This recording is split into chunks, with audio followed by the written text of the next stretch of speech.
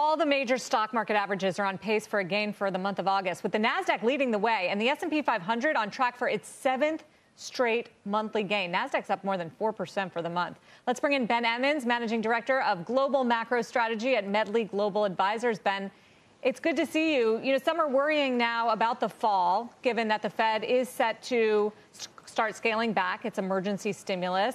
Growth looks like it's slowing a bit here with the Delta variant, and stimulus has really peaked as far as the amount. What does the setup look like for you for September and the rest of the year? Hi, Sarah. It's great to see you again. Well, I do think it's a good setup because, you outlined the risks that I think the market understands well. This tapering will happen. We have experience with it, so it's going to impact markets. But it's also a function, I think, of the pandemic changing or waning, at least in the view of the Federal Reserve. And what we saw today with the ECB, too, they intend to do the same. And at the same time, we do have impact from the Delta variant, as the consumer confidence numbers show. So what it sets up, I think, for what I call the deferral, right? Delta deferred the activity, maybe further a little bit out in the fourth quarter.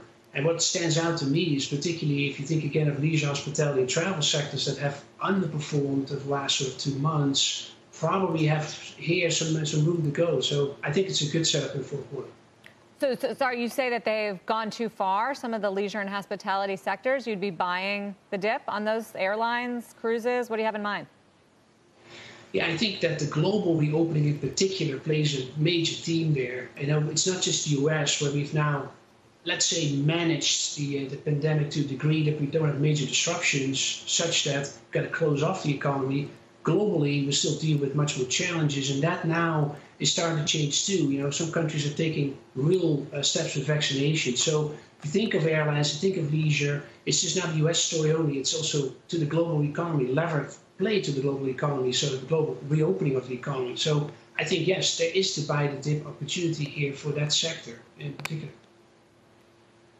Switching focus a little bit, Ben, what do you think is the level of importance now of Fed tapering on the level for the US dollar? Is that the key factor, or other factors like being a safe haven and global flows going to be more dominant for the rest of this year?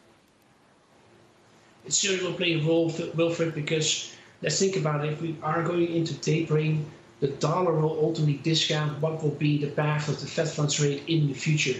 Now, we get this language a bit like in front of us, so it's a bit about timing of the tapering, how fast it will go. I think the dollar in itself can gain strength. Really, I think because tapering, actually, in my view, means that the Fed has said that the pandemic is waning off the economy. The economy has more room to recover. And that, I think, should fuel the dollar in itself.